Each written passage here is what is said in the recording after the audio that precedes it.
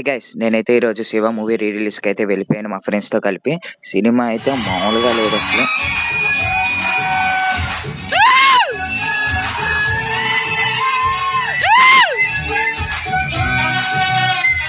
నేను మా ఫ్రెండ్స్ అయితే చాలా అంటే చాలా ఎంజాయ్ చేసాం అసలు. ఆ చైన్ సీన్ కానీ